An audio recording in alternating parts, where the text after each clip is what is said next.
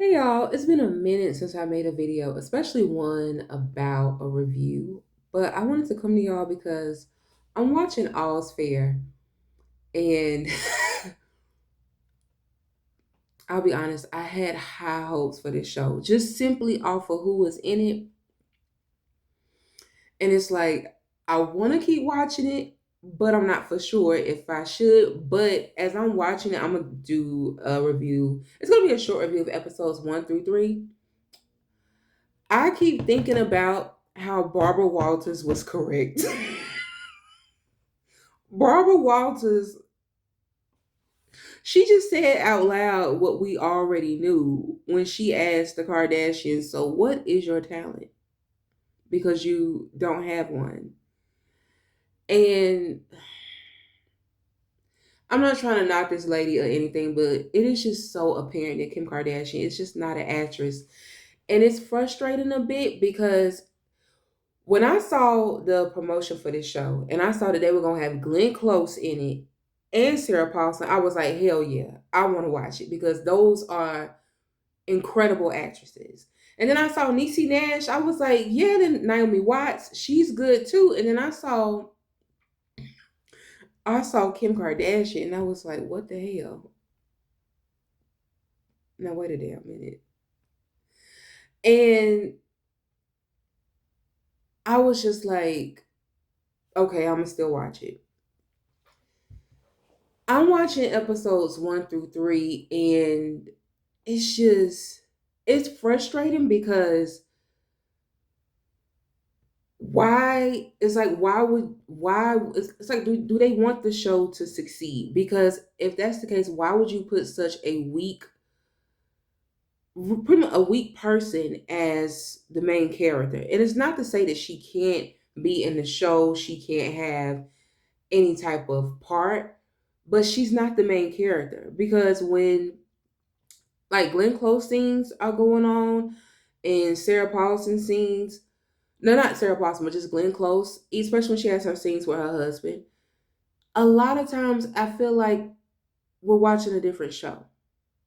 And it feels as if they intentionally got such strong actresses to have to hold her up. And I feel like if that's the case, why did y'all even put her in the middle?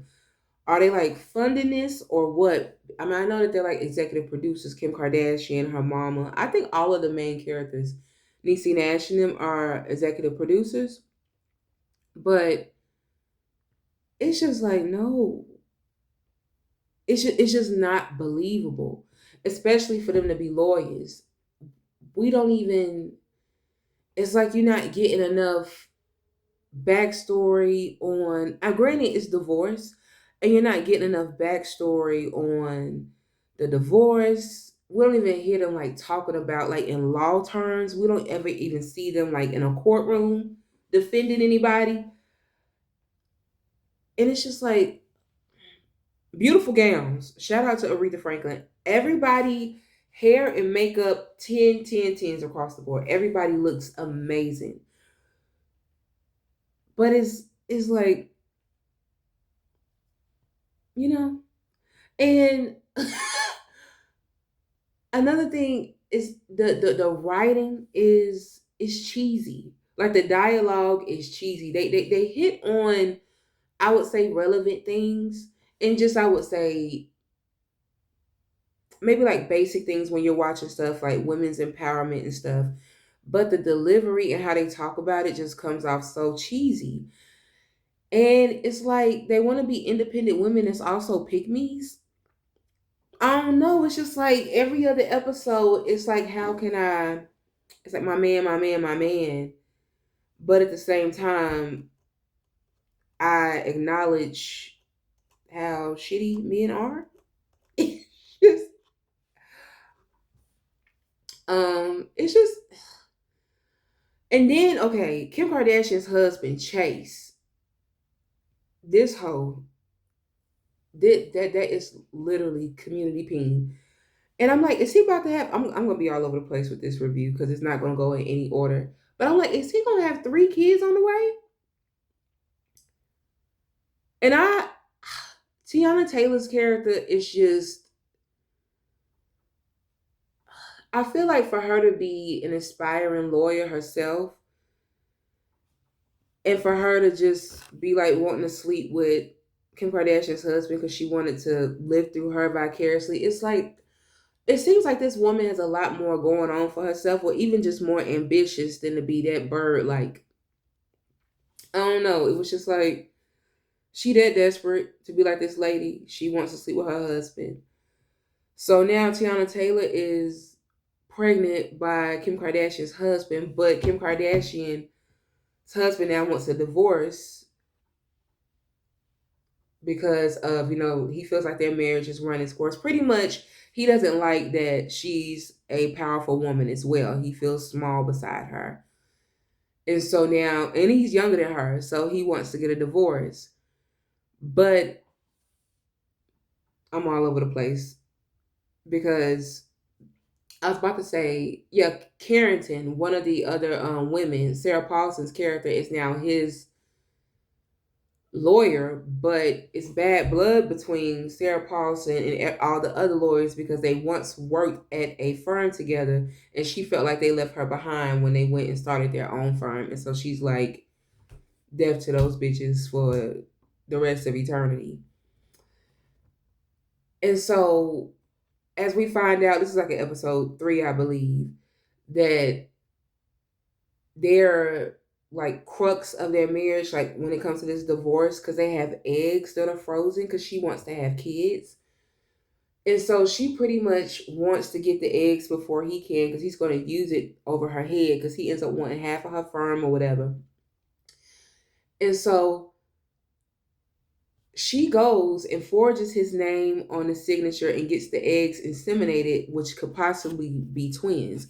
So it's like Chase's character is supposed to, is he gonna possibly have 3 kids on the way, and then he's also messing with the trans girl? He everywhere. But I don't feel another thing that kind of gets me with that storyline with the frozen eggs. I don't think that's a bad storyline. But I also don't feel like Kim Kardashian has the range to be able to carry that storyline because that storyline is going to be filled with a lot of conflict, a lot of trauma, a lot of up and down, like a lot of outward rage or anger. And I'm not saying that she can't do it, but I don't see her doing it. That's what I'm saying. Because she's Kim Kardashian in this role. And I just it's just not believable. It's really not believable that any of them are lawyers because they don't spend enough time talking about law to me. But it's really not believable for Kim Kardashian's character. And I feel like they're watering down this show because they know that the main character, like her being the anchor, like supposed to be the middle piece of this show, she can't carry it. And I just feel like why would you put that weak of a person as the main character? She could have been a supporting character. Like who? What? No. Why? Why? Um. And then with All's Fair, I want to like it. I really do because it has phenomenal actresses in it, and it's kind of pissing me off the way they do in Sarah Paulson's character because all she does so far is just throw out. Granted, they are they are like spitfire insults, but that's all she really does, and it's just like Sarah Paulson does an incredible job of playing a villain, of playing, the protagonist. She, and especially in like a television series setting, y'all can do more. If she's really supposed to be the villain, like give this woman some meat and potatoes to work with. I just feel like this show just feels so watered down because they know that if they brought it up to the level that all the other actresses probably could play, like Glenn Close, Sarah Paulson, Naomi Watts, and Niecy Nash, Kim Kardashian would stick out like a sore thumb. So it's kind of like I feel like they have to bring everybody else down at like this watered down level of acting so it can be like feel like a even playing field. And I'm like, do y'all want this show to get a season two? I mean, honestly, I feel like it can get a season two as long as they pivot. I'm gonna keep watching it because I feel it. I'm not hate watching it. I'm not hate watching it, but it's enough to keep me interested. But as I'm watching it, it's just so apparent that, like, yeah, Barbara Walters was right. Barbara Walters was right. And what else? What else? I think it's just, and then not only that, another thing with the cases, I feel like if they're going to make the cases believable, I feel like they need to stick with the cases a little bit longer. Like every case is resolved in every episode. And I get that, but then I don't get that. Like I get it from like a Law and Order perspective, but it Law and Order, Law and Order. Like as you watching it, you genuinely feel and believe that the detectives know what they're doing. You don't feel that way about these lawyers, even though they're divorce lawyers. You don't really feel that. Like I don't even really hear no